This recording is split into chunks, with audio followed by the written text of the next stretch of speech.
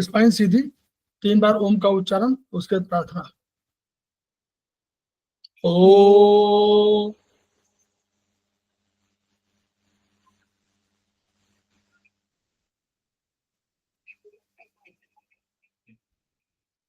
ओ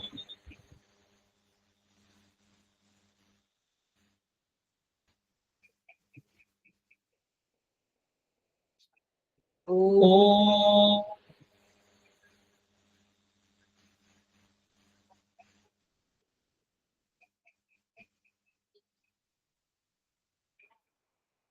वह शक्ति हमें दो दयानिधे, कर्तव्य मार्ग पर डट जाएं, पर सेवा पर उपकार में हम निज जीवन सफल बना जाएं।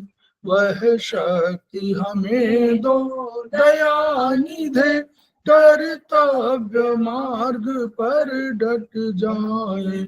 हम दीन दुखी निबलों विकलों के सेवक बन संताप हरे, जो है बिछड़े भूले भटके, उनको तारे खुद तर जाए।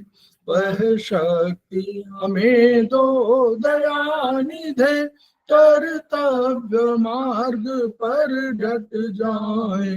देश दंभ पाखंड छूट, अन्याय से निश दिन दूर रहे, जीवन हो शुद्ध सरल अपना, शुच प्रेम सुधारस बरसाए। वह शक्ति हमें दो दयानिधे, कर्तव्य मार्ग पर डट जाए। निज आन मान मर्यादा का प्रभु ध्यान रहे, अभिमान रहे, जिस देव भूमि में जन्म लिया, बलिदान उसी पर हो जाए। वह शक्ति हमें दो दयानिधे, कर्तव्य मार्ग पर डट जाए। पर सेवा पर उपकार में हम निज जीवन सफल बना जाए।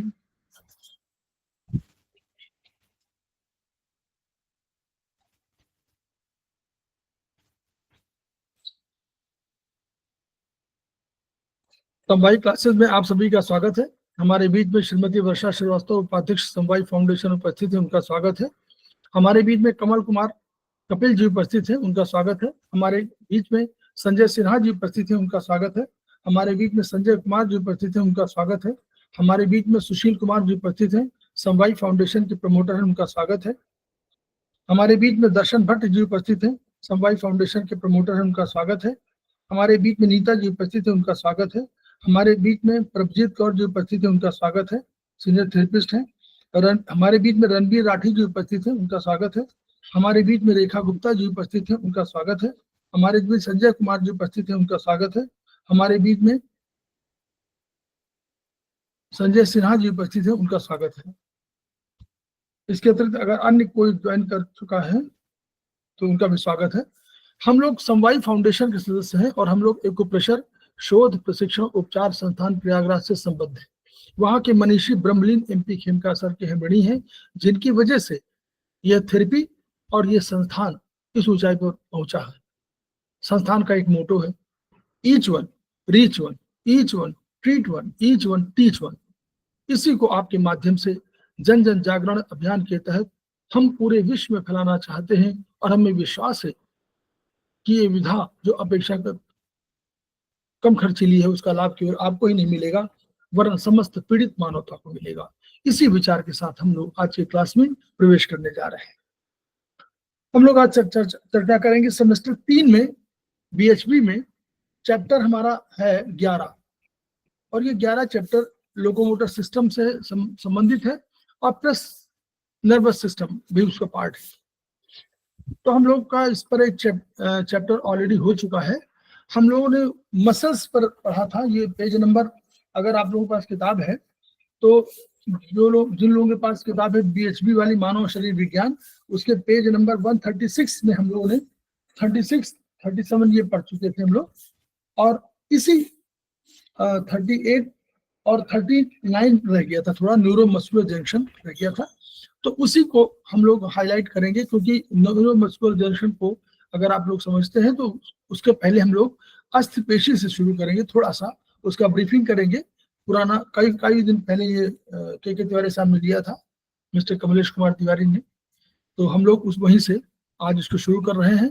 आप लोग किताब पर ध्यान दीजिएगा, हम आपको अलग नोट से थोड़ा सा बताने जा रहे हैं। आप लोग किताब जिसके पास हो आप उसको निकाल लीजिएगा, उसी पर हम लोग चर्चा करेंगे।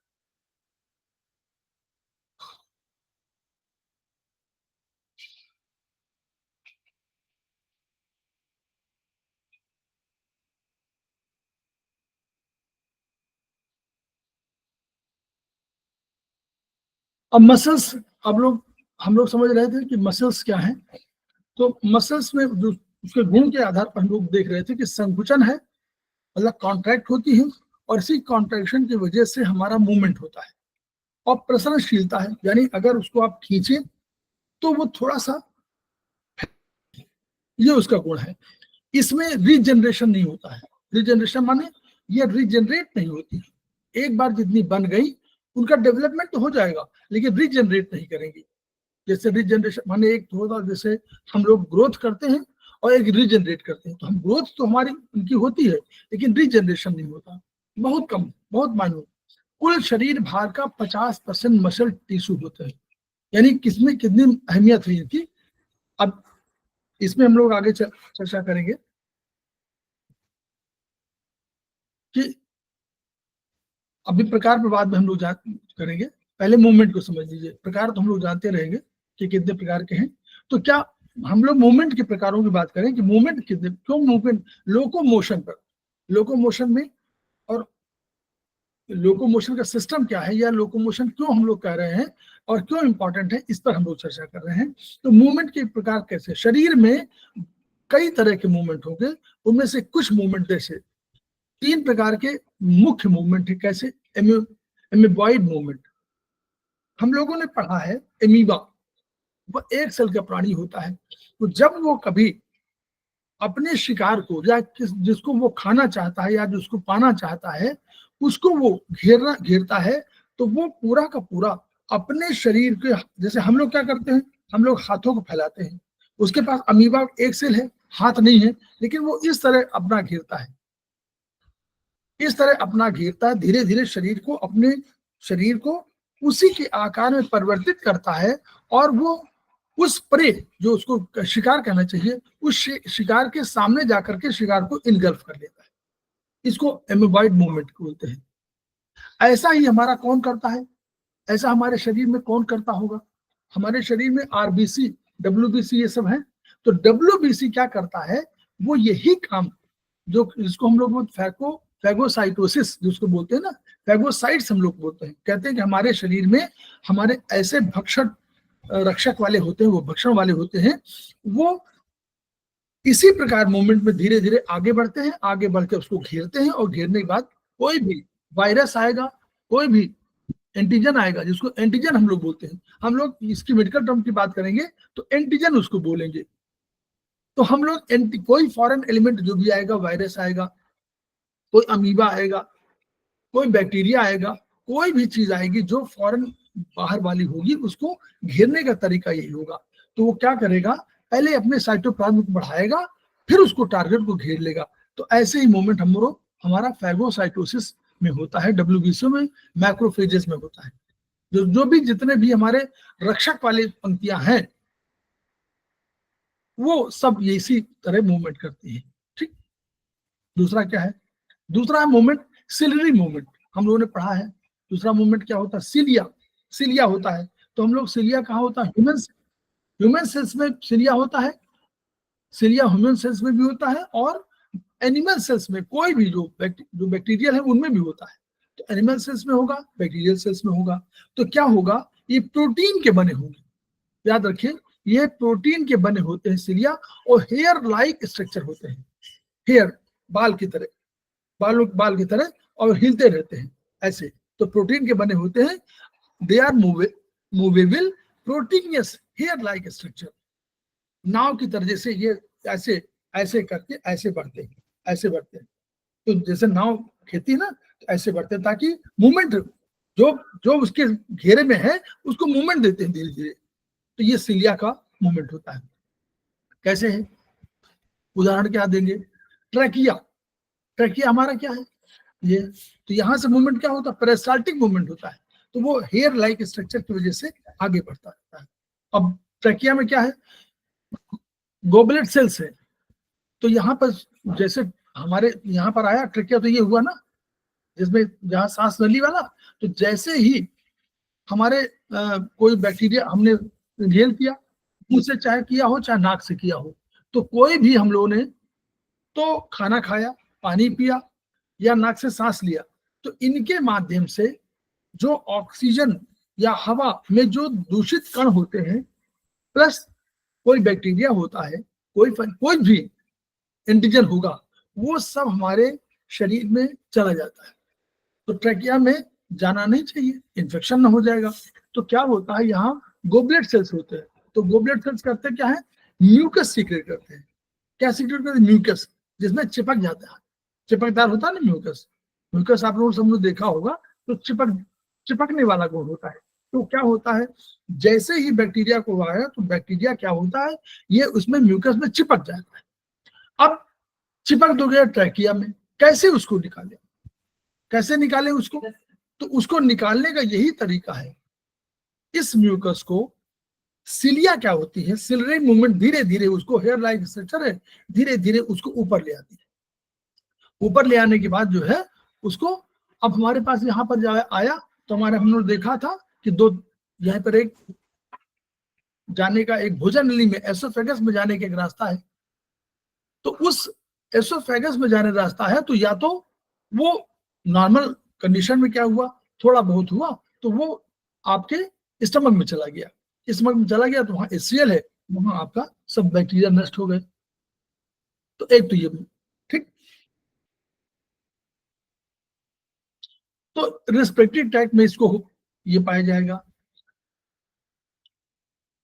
और फेलोपियन ट्यूब में पाया जाएगा। फेलोपियन ट्यूब में कहाँ पाया जाएगा, हम लोगों ने देखा फेलोपियन ट्यूब यू करके ट्यूब होती है, ठीक है, ऐसे, और इधर जो उसके पास एक गुच्छेदार एक होता है, और नीचे ओवरी होती है, उसी से अटैच ओवरी होती है। ओवरी में एक जनरेट करता है, वहां से निकला एक, तो उसमें जो है फेलोपियन ट्यूब में जो फिम्ब्रेई होते हैं, तो वो क्या करते हैं, फिम्ब्रेई उसको खींच लेते हैं, ओवा को यूं खींच लेते हैं, एक को यूं खींच लेंगे, और खींच लेने के बाद अब उसको एक, देखिए, एक मूवमेंट नहीं करता, ओवा मूवमेंट नहीं करता, मूवमेंट अब उसको कराना है, ले जाना है फेलोपियन ट्यूब में, कहा स्थमस, एक स्थमस पॉइंट होता है, स्थमस माने जहां जहां स्थमस का आएगा, तो वो छोटी, वो पतली जगह होगी, और उसी के जगह जो मोटाई वाली जगह होगी, वहीं पर फेलोपियन ट्यूब में एक मोटा वाला एरिया होता है और एक स्थमस होता है। तो जहां मोटा वाला एरिया मतलब थोड़ा फूला हुआ अंग है, उसी पर जाकर वहां रुकना है, उसको स्टे करना है वहां पर। तो वहां तक ले जाने के लिए मतलब लगभग वन थर्ड इस फ्रिम्बे से जो बाहर ऐसे हैं, उनसे यहाँ इस दूरी पे ले जाने के लिए वन थर्ड लंबाई तक उसको ले जाना है, वहां पर एक को रुकना है दोनों तरफ। तो एक ही तरफ होगा, या तो इधर होगा या इधर होगा, या तो लेफ्ट में होगा या राइट में होगा। तो इसको जो मूवमेंट देने का काम है वो सिलिया करता है। तो वो क्या करता है, सिलिया उसको धीरे धीरे मूवमेंट करके आगे बढ़ाते हुए एक को वहां पर स्टे करने के लिए वहां तक स्टे कराता है। फिर वहीं पर वो वेट करता है, और वहीं पर स्पर्म कोई आएगा उसको इम्प्रेग्नेट करेगा, मतलब उसको फर्टिलाइजेशन वहां पर होगा, ठीक। इसी तरह सिलिया की तरह शरीर में, मेल शरीर में फ्लैजिला होता है, फ्लैजिला, कौन सा फ्लैजेला है वो भी विशाल बड़े हैं, उनके बड़े थोड़ा सा कहलाते हैं, क्योंकि आपने पढ़ा होगा, देखा होगा कि वो टेल, हेड और टेल होती है। जो हमारे स्पर्म होते हैं, मेल के स्पर्म, उसमें हेड और टेल होता है। तो टेल को मूवमेंट जब तक नहीं होगा, टेल का मूवमेंट नहीं होगा जब तक, तब तक वो आगे गति से बढ़ेगा नहीं। जितनी तेज मूवमेंट होगा, तो ये फ्लैजेला जो है वो टेल की तरफ, तो वो जितना मूवमेंट तेज करेगा उतना ही वो गति से आगे बढ़ेगा। तो इसलिए उनको मूवमेंट देने के लिए फ्लैजेला होता है, वो भी सिलिया का ही बड़ा बड़ा पार्ट है। तो ये है इस तरह के मूवमेंट हमारे पास शरीर में है। अब एक हम लोग विलाई हम लोगों ने पढ़ा है, विलाई कहाँ पर पढ़ा हम लोगों ने, कोई बताएगा? Small intestine. यस। तो विलाई और सिलिया में अंतर क्या है? तो माइक्रोविलिया जो बोलते हैं, ये साइटोप्लाज्मिक प्रोजेक्शन है, साइटोप्लाज्म का बना हुआ, जो जिस वो हमारे सेल में होता है वो साइटोप्लाज्म है। तो उस साइटोप्लाज्म से बना हुआ प्रोजेक्शन है, तो यानी they movement, they can not move, ये मूवमेंट नहीं होगा। सिलिया क्या है? हमारा ये प्रोटीनियस है, नोट कर लीजिए, प्रोटीन का बना हुआ हेयर लाइक स्ट्रक्चर है, ये मूव करता है। दोनों में अंतर बस ये है। तो ये सिलिया में और माइक्रोविलाई में अंतर ये है। तो वो क्या होता है, माइक्रोविलाई, इनका काम क्या है कि इनका काम है कि वर्चुअली एरिया बढ़ा देना, स्पेस बढ़ा देना काम है। दे इंक्रीज द स्पेस, क्यों? स्पेस ऑफ ऑपरेशन, वो जगह बना देता है। जैसे ब्रेन में भी आपको बनाने के लिए जैसे तंबू तान दिया जाए और बड़ा जाता है, बाद में छोटा हो जाता है तंबू, वैसे ही तिरपाल, वैसे ही ब्रेन में भी है। और ये ऐसे जो माइक्रोविलाई भी है, ये इंक्रीज सरफेस ऑफ एब्सॉर्प्शन, जो एब्सॉर्ब करना है एसआई को, वो उसका एरिया बढ़ाने के लिए सब किया जाता है। तो ये शरीर का स्ट्रक्चर है कि जब एरिया, उतना एरिया में होना है तो उसको ऊपर नीचे कर देते हैं, सो दैट कि एरिया कवरेज बढ़ जाए और उसमें जो चीज एब्सॉर्ब होनी है वो अधिक एब्सॉर्ब। नमस्ते सर, वो पेज नंबर थोड़ा बता दीजिए। मैम पेज नंबर आपका, ये आपका पेज नंबर 136 है, इसका मानव शरीर विज्ञान का चैप्टर 11 है। ये मसल उसमें नहीं लिखा हुआ है, ये हम अपने नोट से बता रहे हैं आपको। एक उनका एक है ना, तो ये समझ लीजिए रखे थे तो इसलिए जल्दी। हाँ कोई बात नहीं, ठीक है। ये उसमें 136, वो 136 वाला जो है, 136, 137, 138 में ये यहाँ तक पढ़ा जा चुका है, उसी का थोड़ा सा रिफ्रेश करके, ताकि नए उस पर, क्योंकि अब समझना हमको न्यूरोमस्कुलर जंक्शन, इसी का पेज नंबर 139 में है, 139 वाले में, इसी को समझना। लेकिन समझने के लिए पहले ये समझना जरूरी है बहुत, मतलब मसल्स को पूरा बता करके तब मस्कुलर। चलिए, मस्कुलर मूवमेंट क्या है? सबसे अधिक मस्कुलर मूवमेंट है, ठीक है। तो ये क्या है, जो मसल है, मसल्स का मूवमेंट मस्कुलर मूवमेंट कराता है। तो जो ये मूवमेंट होता कैसे है? ये कॉन्ट्रैक्शन ऑफ मसल से होता है। जैसे एक्सपेंशन से नहीं, एक्सपेंशन रिलैक्स होती है, लेकिन जैसे कॉन्ट्रैक्ट होता है वैसे इनमें मूवमेंट होता है। अब ये मूवमेंट दो तरह के होंगे, कैसे? इनवॉलंटरी होगा और वॉलंटरी। हम लोग कहीं पढ़े हुए हैं इसको, शायद याद करिएगा। तो जो जैसे पेरास्टाल्टिक मूवमेंट है, ये इनवॉलंटरी है। ये क्या होता है? अपने शरीर में होता रहता है, स्टमक में हमारे कहाँ पर है, बोलिए बोलिए, कोई बताएगा पेरास्टाल्टिक मूवमेंट कहाँ कहाँ है? बोलिए सुशील, मत छूटिए। स्टमक में तो है, oesophagus, small intestine.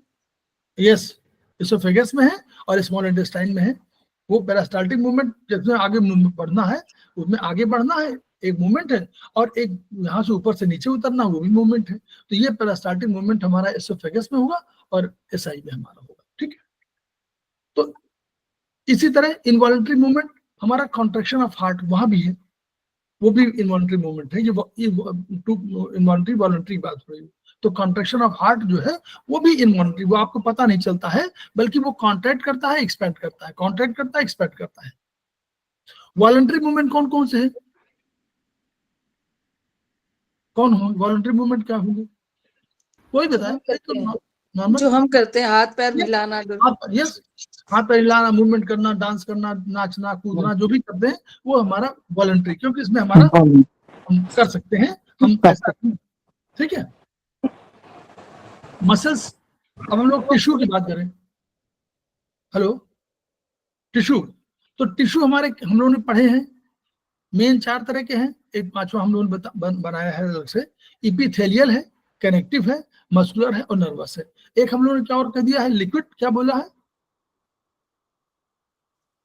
Liquid, liquid वाला ना, लिक्विड टिश्यू, तरल वाला टिश्यू, उसको हमने ब्लड वाले में कर दिया है, लेकिन वो है कनेक्टिव टिश्यू, वो है मतलब वो अगर उसको जोड़ेंगे तो वो कनेक्टिव टिश्यू का है, लेकिन उसको लिक्विड के रूप में हम लोग बोल दिया है। याद करिए, रक्त को, CSF को हम लोगों ने डाल दिया है उसमें, लेकिन वो कनेक्टिव। तो इपिथेलियल है, कनेक्टिव है, मस्कुलर है, नर्वस है।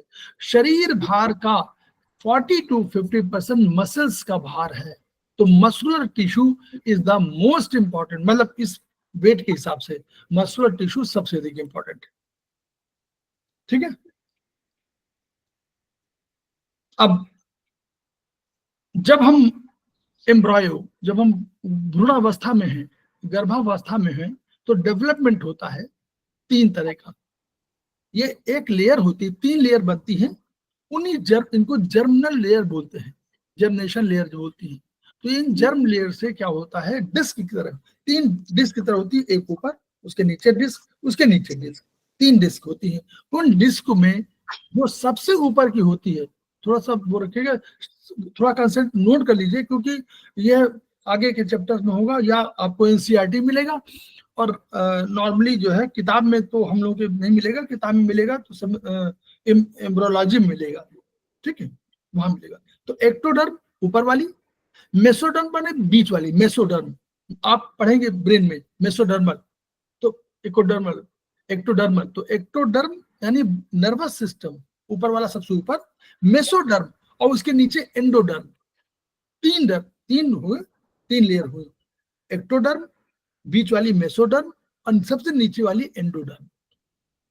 तो हमारे जो नर्वस टिश्यू का निर्माण हुआ वो ऊपर एक्टोडर्म से हुआ, जो नर्वस टिश्यू बने जितने एक्टोडर्म से बने। जो मस्कुलर और कनेक्टिव 4 बताए थे ना, जो मस्कुलर कनेक्टिव दो बताए थे ना, मस्कुलर और कनेक्टिव, तो ये मस्कुलर और कनेक्टिव बने मेसोडर्म से। तो मस्कुलर माने जो हम जिसकी चर्चा करने जा रहे हैं या जिसको पढ़ाई हो रही है, वो मस्कुलर टिश्यू हमारे मेसोडर्म बीच वाली लेयर से बने हैं। यही आगे चल के डेवलप होकर के इन्होंने बड़ा मस्कुलर टिश्यू बने। इपिथेलियल, इपिथेलियल माने हम लोग जानते हैं क्या होती है, कवरिंग, कवरिंग, नीचे भी कवरिंग और ऊपर भी कवरिंग, चाहे उसको दोनों को इपिथेलियल बोलेंगे, चाहे वो एंडोथेलियल हो चाहे वो इपिथेलियल हो, दोनों को हम लोग बोलेंगे इपिथेलियल टिश्यू। तो वो एक्टोडर्म में भी होगी क्योंकि वहां भी घेरना है, मेसोडर्म में भी होगी और एंडोडर्म में भी होगी, होगा ना। इपिथेलियल टिश्यू तीनों में होगी ना, वो तो कवरिंग है, तो हर ऑर्गन में होगी, चाहे वो ब्रेन के वाले पार्ट में हो, चाहे नीचे वाले, चाहे मेसोडर्म में हो। तो ये हम लोगों का। अब मसल्स, अब आप आइए मसल्स में, स्केलेटल मसल्स और स्मूथ मसल्स या विसरल मसल्स और कार्डियक, 3 मसल्स की बात हम लोग करते हैं। पढ़ा है हम लोगों ने जी सर, सेमेस्टर 1 इसी किताब का चैप्टर नंबर 2, ठीक। तो स्केलेटल मसल और स्मूथ मसल, या जिसको स्मूथ मसल को हम बोलेंगे विसरल मसल, शायद किसी का ऑन है क्या, ऑफ कर लीजिए, थोड़ा सा बेटर रहेगा और सुन लोग समझेगा। तो अब हम लोग देखें, किसी का है शायद ऑन, मुझे लगता है किसी का ऑन, वो आवाज क्यों आ रही है, यहाँ से तो नहीं आ रही, चलिए ठीक है। तो हम लोग on the basis of location, अगर लोकेशन की बेस करें तो स्केलेटल कहाँ से जुड़ी है, स्केलेटल माने स्केलेटल सिस्टम से जुड़ी है, स्केलेटल माने बोनी सिस्टम ना, जो बोनी सिस्टम हमारा स्ट्रक्चर है वही स्केलेटल सिस्टम है, तो बोन से जुड़ी है, बोन से कार्टिलेज होंगे उसमें, इसीलिए उसको स्केलेटल मसल। तो एक तो लोकेशन की बेसिस, यानी कहां पर है ये, उसके बेसिस पर स्केलेटल मसल कहलाई। दूसरा क्या है, विसरल मसल, यानी जो इंटरनल ऑर्गन से जुड़ी हुई है वो विसरल हुई, वो विसरल मसल जो इंटरनल ऑर्गन में जुड़ी हुई है उनमें जो है वो मसल कहलाई विसरल मसल। और तीसरा हम लोगों ने कहा कार्डियक मसल्स।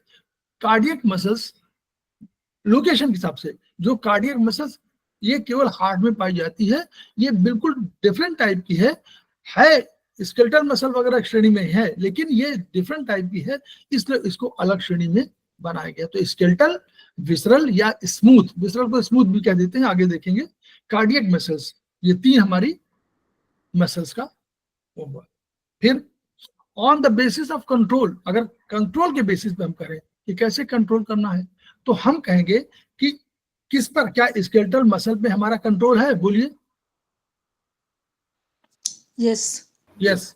तो स्केलेटल मसल हमको कहेंगे वॉलंटरी मसल, वॉलंटरी और इनवॉलंटरी होगी। और क्या हमारा कार्डियक मसल्स पे कोई कंट्रोल है? नो नहीं। नहीं क्या है। जो इंटरनल ऑर्गन्स के कोई मसल्स होंगी उन पे हमारा कंट्रोल है? नो नहीं। नो। तो दोनों कार्डियक मसल्स और विसरल मसल्स इनवॉलंटरी हो जाएंगी, और स्केलेटल मसल हमारी जिस पे कंट्रोल है वॉलंटरी मसल हो जाएंगी। Then one more classification on the basis of appearance. अब हम लोग साइंस की बात थोड़ा सा और आगे कर लें। इसमें क्या है, जो मसल्स हैं, मान लीजिए कोई लंबी मसल है जैसे भी आकार की है, उसमें माइक्रोस्कोप से देखेंगे, ऐसे नहीं दिखाई पड़ेगा, माइक्रोस्कोप से देखेंगे तो हमको कुछ स्ट्राइप्स पड़ी होंगी, लाइनें पड़ी होंगी, धारियां पड़ी होंगी। तो जिसमें धारियां होंगी वो स्ट्राइटेड, ठीक है, जिसमें धारियां होंगी। तो ये इसमें स्केलेटल में और कार्डियक में ये दोनों पाई जाती हैं धारियां। तो इनको इसीलिए आप कभी पढ़े होंगे कि स्ट्राइटेड लिखते हैं, कि स्ट्राइटेड ये है मसल्स है। तो स्ट्राइटेड माने जिसमें माइक्रोस्कोप से देखने पर धारियां पड़ी हों, तो स्केलेटल में पड़ी होंगी और कार्डियक में पड़ी होंगी। स्मूथ मसल्स जो विसरल मसल कहलाती हैं, वो उनमें कोई लाइन नहीं होती है, जो अंदर शरीर के अंदर है और इंटरनल ऑर्गन को कंट्रोल कर रही वहां पर है, उनमें कोई लाइन नहीं है। तो ये तीन तरह के हमारे मूवमेंट वो प्रकार हो गए, ठीक है। तो देखिए स्केलेटल को हम क्या कह सकते हैं, वॉलंटरी कह सकते हैं और स्ट्राइटेड कह सकते हैं। कह सकते हैं नहीं, बोलिए। वॉलंटरी तो है, स्ट्राइटेड भी है, उसमें धारियां पड़ी हुई हैं।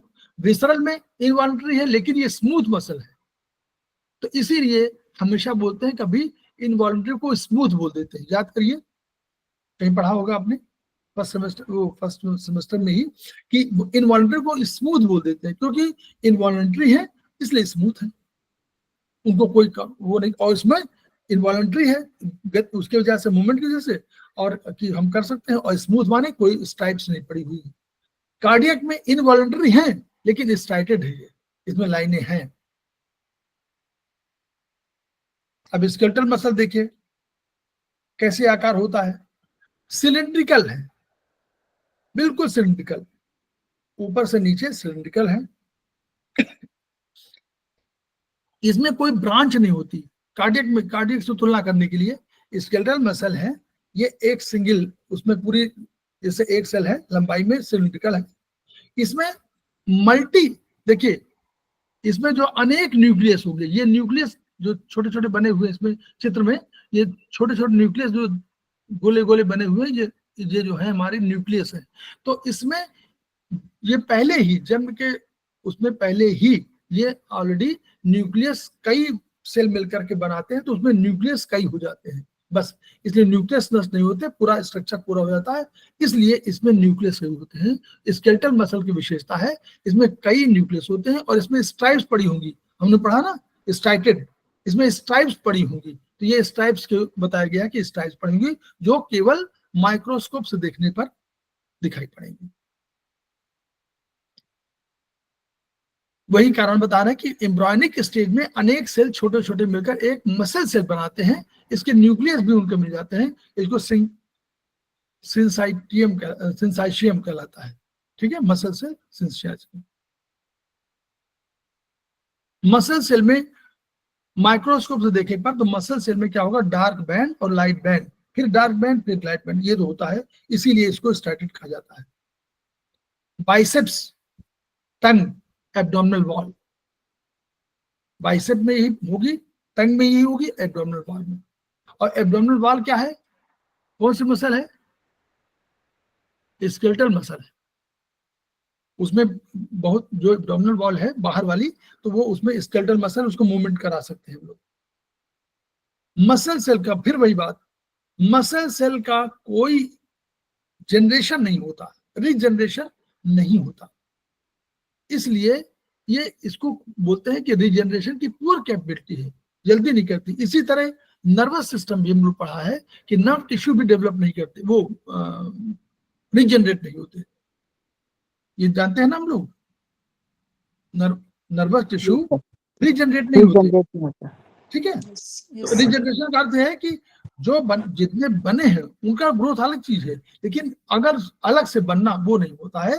केवल उसमें ये पाया गया है कि जो एक्सॉन है उसमें कोई क्षति हो जाएगी तो वो रीजनरेट हो जाएगी। ये पाया गया है लेटेस्ट उसमें स्टडी में कि अगर जो एक्सॉन है, यानी न्यूक्लियस में कोई परिवर्तन होगा नहीं होगा, डेंड्राइट्स में नहीं होगा, लेकिन एक्सॉन में अगर कोई क्षति हो गई तो वो ठीक हो सकती है रीजनरेशन के माध्यम से। अब आप लोग समझ, ये प्रश्न आता है कि तब हमारे बाइसेप्स जो है ट्राइसेप्स बढ़ते कैसे हैं, जो पहलवान तमाम दिखाई पड़ते हैं कि अपना व्यू दिखाते रहते हैं और बॉडी बिल्डिंग वाले दिखाई देते हैं। तो कारण ये है रीजनरेशन नहीं है, ये वर्चुअली अपने को hypertrophy, डैमेज कंट्रोलिंग के लिए आपने मसल हुआ तो मसल ब्रेक हो गई, आपने उठाया वजन तो आपकी मसल्स ब्रेक हो गई, तो डैमेज हो गया। इस डैमेज को रिपेयर्स बॉडी रिपेयर सिस्टम में आती है, तो वो क्या करेगी, कहां से, वहां देखिए आप जिम में कोई जाता है तो क्या खिलाते हैं, बोलिए। protein, protein. यस, जो भी आपकी सेल्स डैमेज हो गई तो उनको भरेगा कौन, प्रोटीन।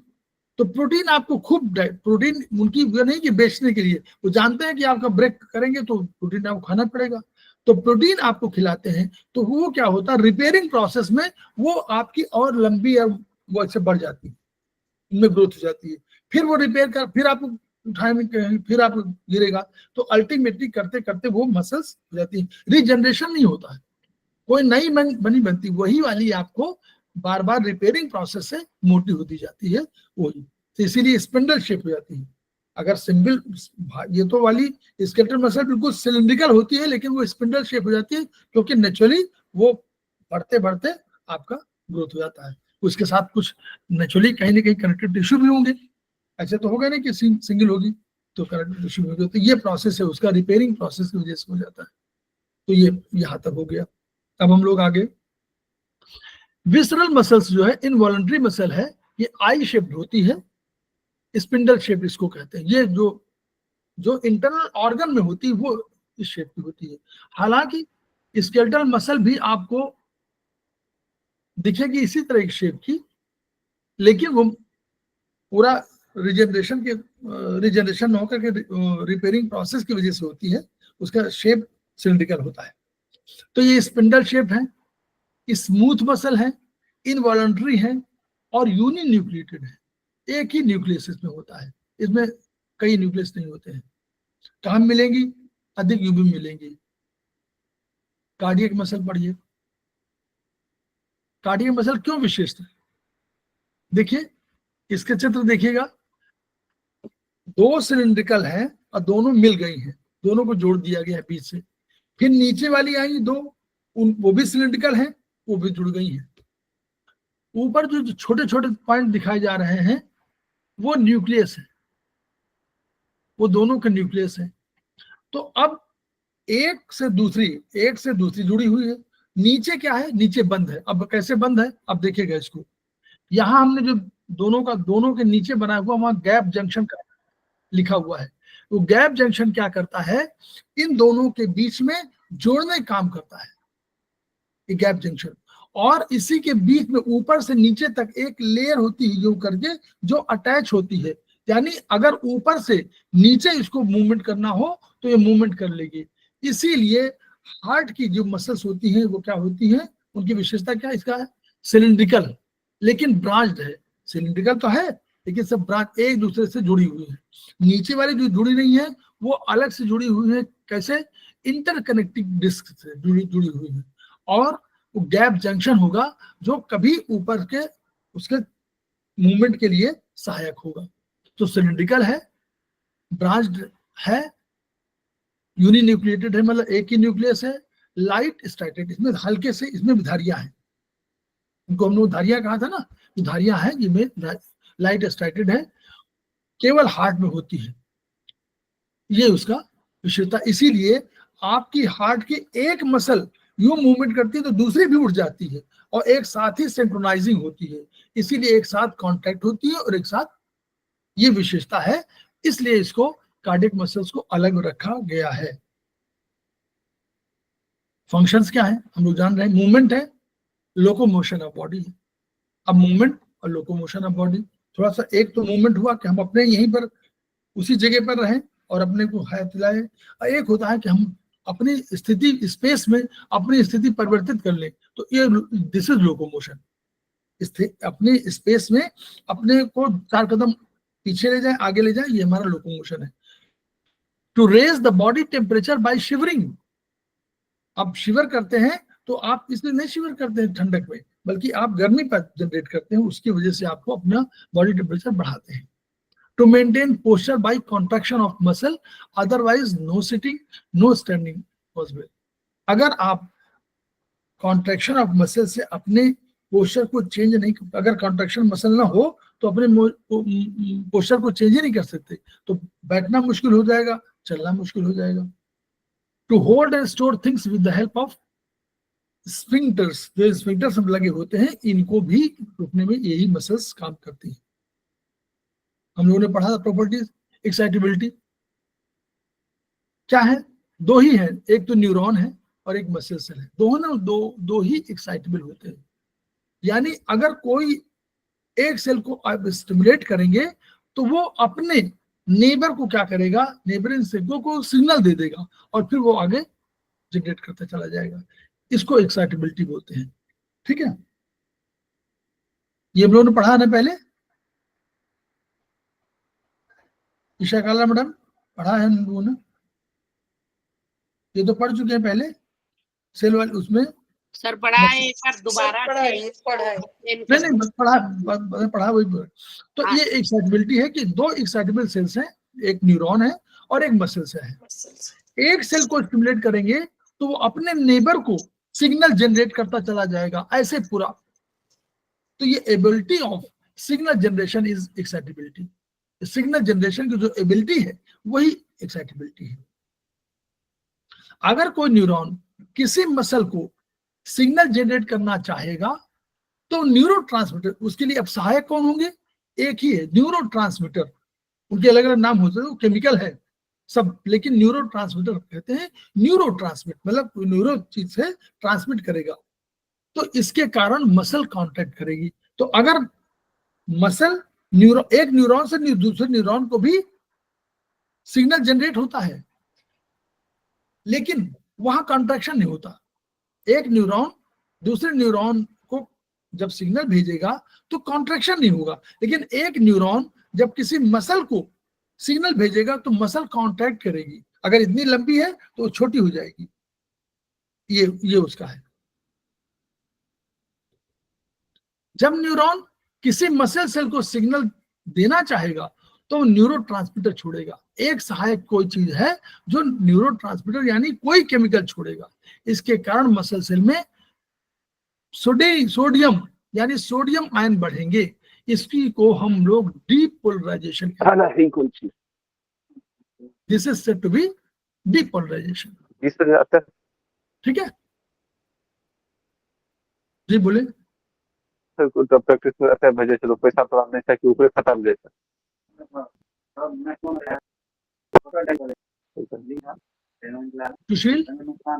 सुशील बंद कर दो। संजय जी है, संजय जी, संजय दर्शन जी, ठीक ठीक। तो इसके कारण मसल सेल में सोडियम आयन बढ़ जाएंगे, इसी को हम लोग डिपोलराइजेशन बोलते हैं। यानी डिपोलराइजेशन के लिए हमेशा सोडियम का होना जरूरी है, और ये क्या है, सिग्नलिंग के लिए, ये जो सिग्नलिंग के लिए, और न्यूरोट्रांसमीटर दूसरा कोई होगा। ठीक है, डिपोलराइजेशन से मसल कांटेक्ट करेगी। अब जैसे ही इंपल्स जनरेट होगी तो वो टच में जैसे आएगी तो वैसे ही हमारा मसल जनरेट करेगी। Any cell which can be depolarised can be said to be excitable. तो एक्साइटेबल किसको बोलेंगे? जो डिपोलराइज हो सकती है, जो सेल भी डिपोलराइज हो सकती है उसको हम लोग एक्साइटेबल बोलेंगे। अब बताइए न्यूरॉन एक्साइटेबल है कि नहीं है? Yes. Yes, sir. एक न्यूरॉन दूसरे न्यूरॉन करेगा तो डिपोलराइज हो जाएगा, एक मसल दूसरे करेगी तो भी, एक न्यूरॉन मसल करेगा तो भी डिपोलराइज होगा। ठीक, तो दोनों, अगर कभी ये कोई पूछता है कि डिपोलराइज में, तो आपको दोनों लिखना है।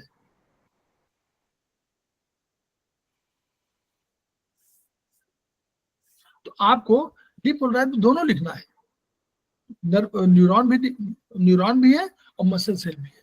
ठीक है, दोनों में।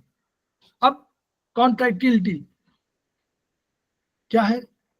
सोडियम, अगर देखिए सोडियम आयन चला जाए तो वो कॉन्ट्रैक्ट हो जाती है। कौन कौन कौन कौन सी? मसल। अभी बता रहे थे ना कि जैसे ही Na आयन जाएगा वैसे ही हमारी जो मसल है वो कॉन्ट्रैक्ट कर जाएगी।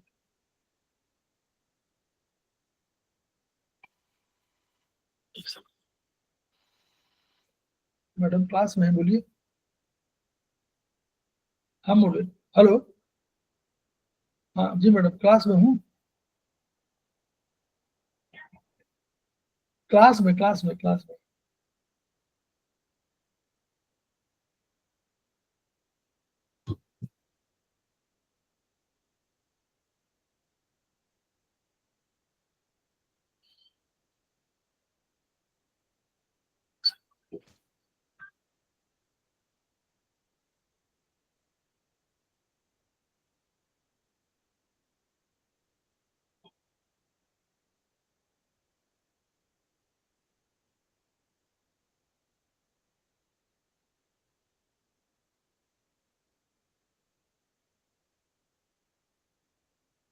तो न्यूरॉन में ऐसा नहीं होता है, न्यूरॉन कॉन्ट्रैक्ट नहीं करती। तो कॉन्ट्रैक्टिलिटी केवल किसका नेचर है, किसका गुण है?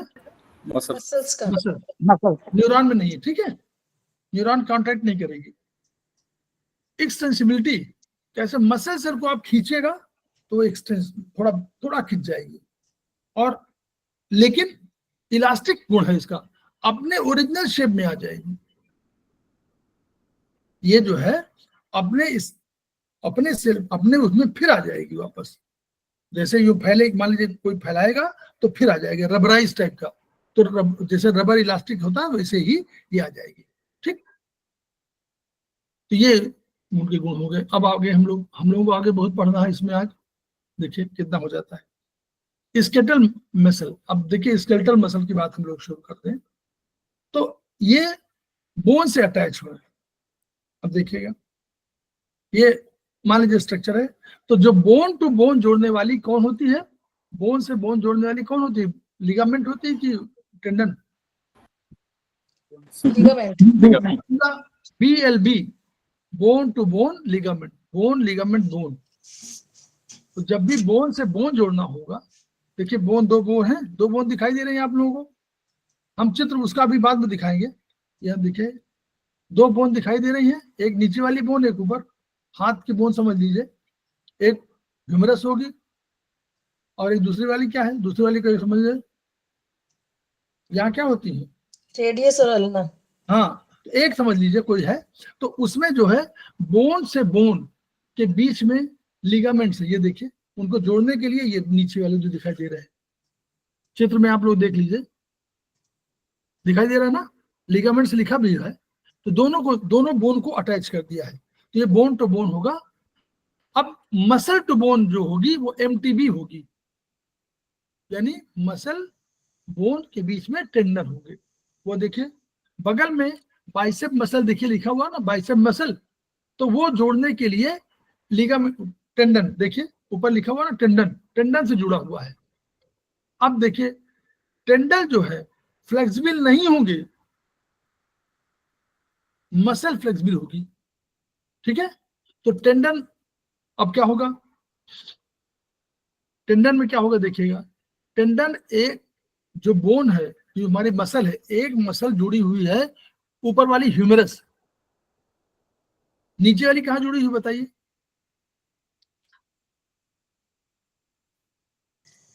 ह्यूमरस से जुड़ी है? टेंडन पे। नहीं, नीचे वाली, यही बाइसेप मसल जो है ऊपर टेंडन से जुड़ी हुई है, कहाँ से? बोन से ऊपर। ये कौन से बोन है? ह्यूमरस बोन, समझ लीजिए। नीचे वाली कौन सी बोन है? Radius, radius. हाँ चलिए, रेडियस। तो ये दूसरी वाली रेडियस जुड़ी हुई, यानी ये जो मसल होगी वो एक ही हड्डी से नहीं जुड़ी होगी, तभी तो मूवमेंट देगी। एक हड्डी से नहीं जुड़ी होगी, एक तो जुड़ी होगी ह्यूमरस से और दूसरी जुड़ी होगी रेडियस या अल्ना से। रेडियस अल्ना दो है ना, दोनों में से किसी जुड़ी होगी, लेकिन दूसरी जुड़ी होगी, तभी तो ये कॉन्ट्रैक्ट करेगी, तभी उठेगी। अब आप उसको बाद में देखिएगा, जैसे आप ये उठाएंगे तो जब ये टच होगी और कांटेक्ट कर जाए, मान लीजिए देखिए बाइसेप मसल ये कांटेक्ट कर जाए तो क्या होगा? डोरी समझ लीजिए है, अगर ये कांटेक्ट हो जाए तो क्या होगा बोलिए? देखिए जब देख लीजिए ये हाथ, ये वाली जो है ये इधर जाएगी, नहीं जाएगी ऊपर की ओर? समझ देखिए, समझ इसी को समझ लीजिए। तो ये हम समझाने चित्र के हिसाब से, टेंडन ऊपर से बंधा हुआ है, मसल पहले लंबी है 4 फीट, मान लीजिए 3 फीट की है या 2 फीट की है, 2 फीट से अब ये मसल 1 फीट की हो गई, तो क्या होगा सुशील जी बताओ? श्रिंक हो जाएगी ना, रेडियस खींच लेगी ऊपर। ये नीचे वाली खींचेगी ना जी, हाँ श्रिंक हो जाएगी ना, वो वाली ऊपर वाली श्रिंक हाँ, वो श्रिंक हो गई, बाइसेप मसल श्रिंक हो गई, 2 फीट की जगह 1 फीट हो गई, तो चित्र समझिए कि यूं बन जाएगा। हाथ पहले यूं था, देखिए हाथ यूं था, ऐसे दिखाई दे रहा है यूं हाथ, और ये बनी हुई है, यहाँ से एक यहाँ जुड़ी हुई है और यहाँ जुड़ी हुई है। अब ये कमजोर हो गई तो ये यूं करके यूं खींच लेगी ना, ऐसे हो जाएगी। यही बताना है कि ये उसी की वजह से जब श्रिंक करती है तो आपका मूवमेंट होता है, हाथ पैर का मूवमेंट।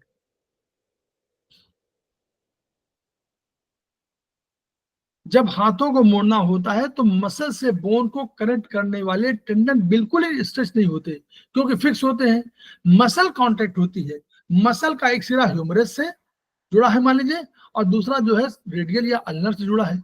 जब मसल कॉन्ट्रैक्ट होती है तो रेडियस या अल्नर से जुड़ी टेंडन को उठाती है और नीचे रेडियस है उसको ऊपर उठा देती है, तो ऐसे उठ जाता है।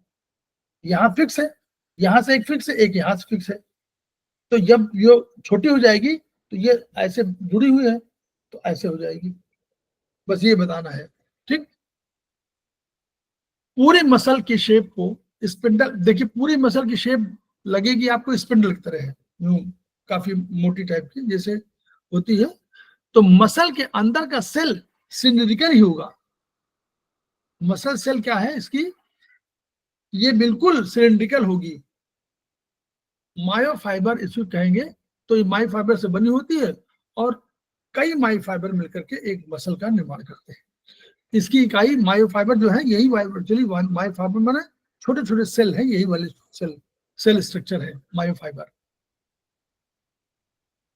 अब मसल सेल का और दिखाएं, तभी चित्र दिखाएं तब आपको समझ में आएगा।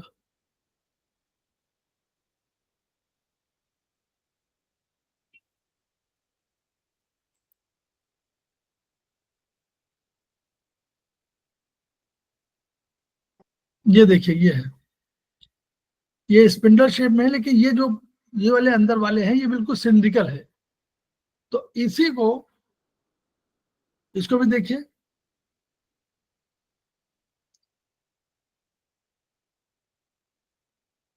Muscle is not muscle cell. Clear, यहां नोट कर लीजिए, जो हम मसल का इस्तेमाल कर रहे हैं ये मसल सेल नहीं है। मसल सेल तो मायोफाइबर है। ये सब जब कई बंडल में होती हैं तो उन बंडलों की वजह से इसको हम लोग अलग अलग नामों से बताते हैं कि भाई फेसिकल है, ये हमारा वो है, आगे बताएंगे, एपीमाइसियम है, पेरीमाइसियम है, तो वो अभी बताएंगे। भाई देख लीजिए चित्र, एंडोमाइसियम देखिए, जो सिगरेट की तरह के जो आकार है मान लीजिए देखिए, और सब सिलिंड्रिकल है, ये लंबाई में है यहाँ से वहां तक, पीछे तक। तो इसका जो एक के ऊपर होगा, ये देखो इसका एक की कवरिंग होगी ना, तो हम लोगों ने पढ़ा था कवरिंग, तो कवरिंग इस वाले की होगी इंडोमाइसियम। किसकी? एक फाइबर, जो मसल फाइबर होगा, मायो फाइबर जिसको बोलेंगे, मायो माने मसल, फाइबर माने फाइबर, फाइबर माने लंबे धागे। तो मायो फाइबर का मतलब कि मसल का जो फाइबर है, जो सेल है, वो उसकी कवरिंग एंडोमाइसियम कहलाएगी। उसके चारों तरफ जो कवरिंग होगी वो एंडोमाइसियम कहलाएगी। ऐसे अनेक सेल पूरे बंडल में हैं, ये सारे सेल हैं, मान लीजिए 40, 20, 30, 25 जो भी सेल हैं, ये सब 1, 2, 3, 4, 5, 6 ये सब सेल है, ठीक है। इनके हर के पास कवरिंग के ऊपर एंडोमाइसियम होगी, चारों तरफ कवरिंग होगी। और याद रखिए हमेशा किसी भी कवरिंग के साथ साथ कोई ना कोई टिश्यू जरूर अटैच होगा, ठीक है, कनेक्टिव टिश्यू।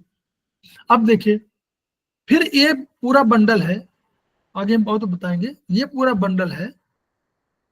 इस बंडल को भी कोई कवर कर रहा है। 40 आपके 40 सेल हैं, मायोफाइबर हैं, तो इनको कवर करने के लिए भी एक पूरा वो है, इसको कवरिंग है। इसको हम लोग क्या बोलते हैं? पेरीमाइसियम। एक मसल सेल तो यही वाला है, ये वाला सिंगल, लेकिन ये इतने मसल सेल बन करके ये इसके चारों तरफ भी पेरीमाइसियम कहलाएगा, एंडो पेरी, ठीक।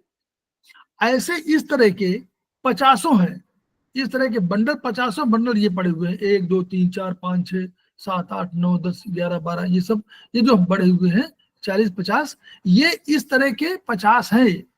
तो इसके ऊपर भी कवरिंग होगी, दैट इज नोन एज इपीमाइसियम। और इस पूरे उसको सिस्टम को कहेंगे मसल। कनेक्टिव टिश्यू जो बीच बीच में होंगे, एक सेल के दूसरे सेल के बीच में जो कनेक्टिव टिश्यू होंगे, उनको फेसिकल बोलेंगे, ठीक है। फैशिया, फेसिकल्स, ये सब बोलेंगे, जो उसके कवर करेंगे, फैशिया, फेसिकल्स। फैशिया माने और कई। तो अब हम लोग इसके बाद फिर वहीं आ जाते हैं अपने,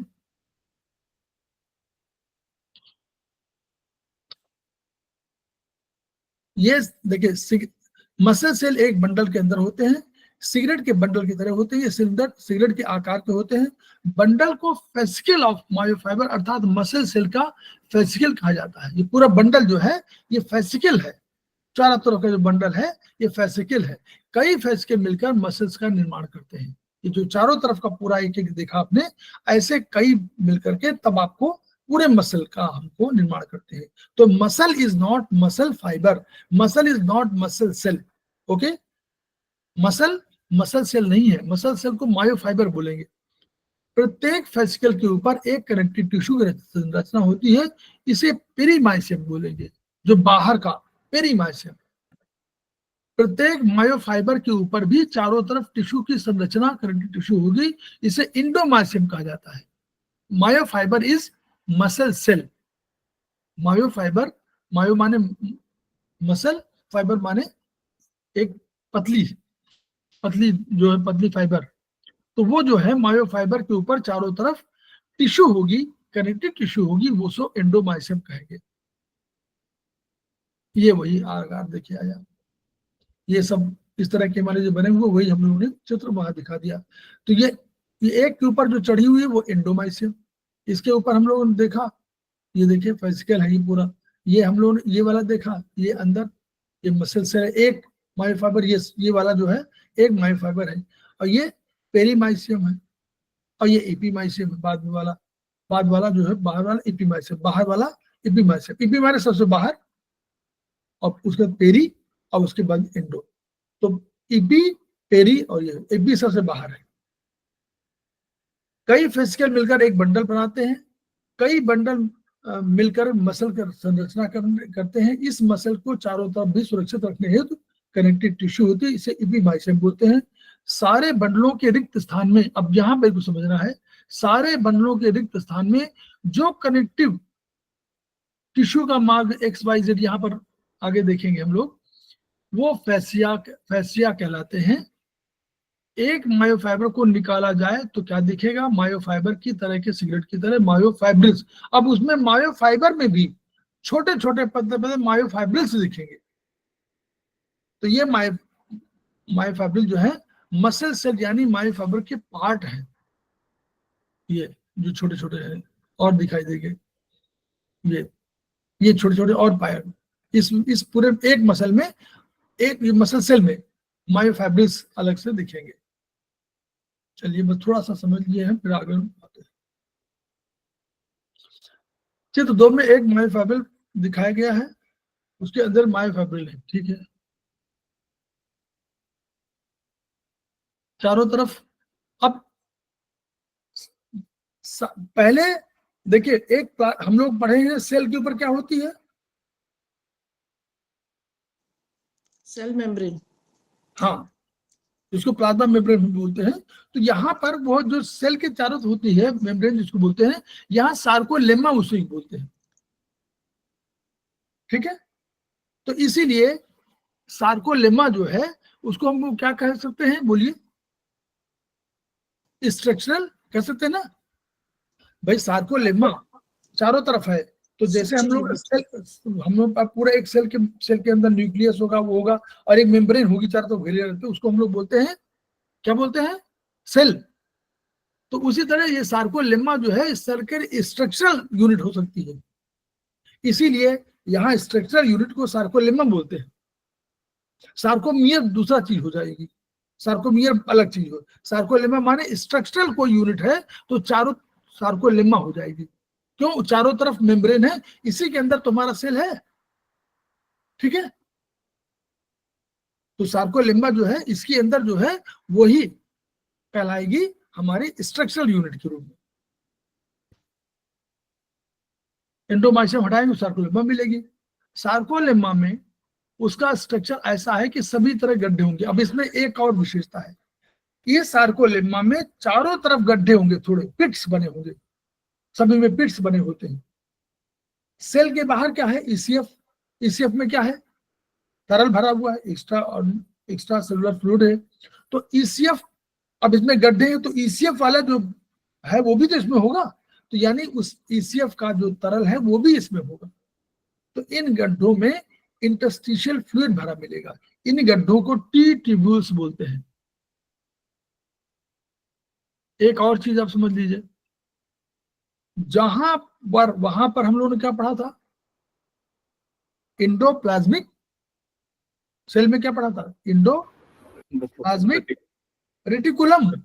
यहां भी मिलेगा, सेल तो भी है, यहां मिलेगा। इसको क्या बोलेंगे हम लोग, इसको क्या बोलेंगे, सार्कोप्लाज्मिक रेटिकुलम।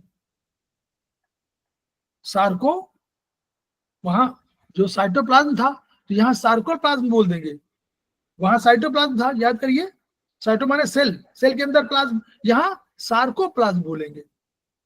जहां क्या बोलते हैं, एंडोप्लाज्मिक रेटिकुलम था, वहां सार्कोप्लाज्मिक रेटिकुलम बोल देंगे। और एक चीज वहां थी, बोलिए, अभी देखिए, आइए, ये देखिए गड्ढे बने हुए ना, ये जो गड्ढे बने, पिट्स, फ्लूइड लिखा हुआ, ये जो गड्ढे हैं, हम चित्र में दिखा नहीं पाते हैं उसमें, नहीं तो क्योंकि वो कहीं गड़बड़ ना हो जाए इसलिए। ये जो गड्ढे बने हुए हैं, यहाँ दिखाई दे रहा है, ये वाले गड्ढे दिखाई दे रहा है, ऊपर गड्ढे, ये सब पिट्स, कोई बोले, यस सर, हाँ, they are said to be T tubules. और ये चारों तरफ ऊपर, ये ऊपर एक ऐसे ऐसे धारियां होगी ना। अब ये अंदर सार्कोप्लाज्म भरा हुआ है, जिसको हम लोग एंडोप्लाज्म बोलते थे, वहां बोलते थे ना साइटोप्लाज्म, यहाँ सार्कोप्लाज्म है। तो मसल सेल में, अच्छा वहां क्या होता था, हम लोग लीवर में पढ़े कि क्या होता है, ग्लूकागोन होता है, ग्लूकोजन होता है, O2 होता है ना, वहां पर O2 नहीं होता ना लीवर में ग्लूकोजन होता है ना। बोलिए, इसमें मत बोलिए। लीवर में ग्लूकोज को कन्वर्ट करके कैसे रखा जाता है, ग्लूकोजन। ग्लूकोजन। अब एक नई चीज नोट कर लीजिए, जितना ग्लूकोजन वहां होता है उससे कई गुना ग्लूकोजन आपका मसल सेल में होता है, और यहां ऑक्सीजन भी होता है। ये नई चीज आपको अभी नहीं पढ़ा ना कहीं, हम लोगों ने उसमें किताब में नहीं पढ़ा, पढ़ा है नहीं, ध्यान नहीं दिया होगा। यहां पर मसल सेल में ग्लूकोजन भी होता है और O2 भी होता है। और O2 कहां रखा जाएगा, वहां कहां रखते थे हम लोग सेल में? ऑक्सीजन कहां रखते थे? सर ब्लड में हीमोग्लोबिन के साथ। Haemoglobin, yes, haemo. अब यहां देखिएगा, साइटोप्लाज्म की जगह सार्कोप्लाज्म, यहां मायोग्लोबिन।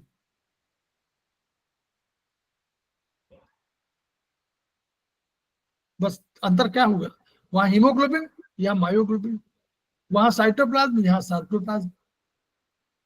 बस चेंज कर लीजिए, यहां पर ऑक्सीजन भी होगी मायोग्लोबिन में, O2 होगी, क्योंकि यही तो मायोग्लोबिन बांधेगी उसको। O2 को वहां हीमोग्लोबिन बांधती थी, यहां कौन बांधेगा? ऑक्सीजन। इसमें मायोग्लोबिन यहां पर होती क्यों होगी, अब इसका समझ लीजिए। ये समझ गया ना कि होती है, तो पहले तो नोट कर लीजिए कि होती है, क्या होती है? दो चीजें, बोलिए, ग्लूकोजन। ग्लूकोजन, और दूसरा ऑक्सीजन। मायोग्लोबिन। ऑक्सीजन क्यों? और ये ऑक्सीजन क्यों होती है ये समझ लीजिए। जैसे आपको मूवमेंट करना हो कभी, और तत्काल कोई मूवमेंट करना हो, तो कैसे करेंगे?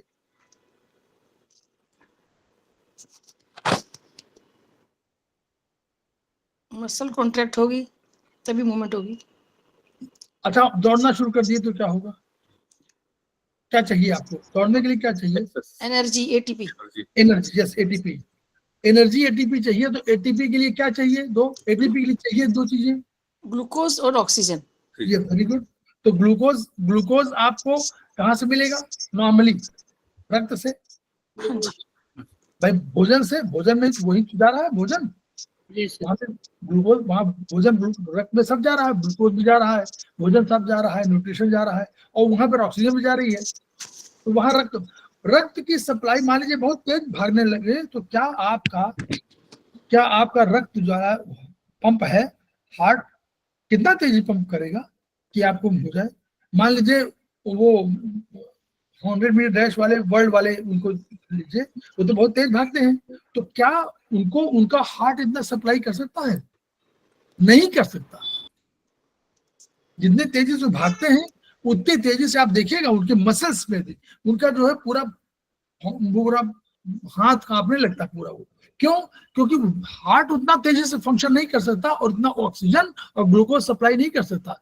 मसल सेल ने क्या किया कि जैसे ही ये हुआ, उसको मालूम है कि इमरजेंसी आ सकती है, ये बॉडी का सिस्टम है, उसको मालूम है इमरजेंसी आ सकती है, बहुत तेजी से भाग सकते हैं, अचानक भाग सकते हैं, शेर को देख के भाग सकते हैं, हाथी को देख के भाग सकते हैं, ये सब भागने की स्थिति है। तो उसमें आपको चाहिए ऑक्सीजन। तो ऑक्सीजन के लिए हम जानते हैं कि एक मॉलिक्यूल एटीपी का बनाता है 7.3 किलो कैलोरी एनर्जी, ठीक, यही तुम जानते हैं।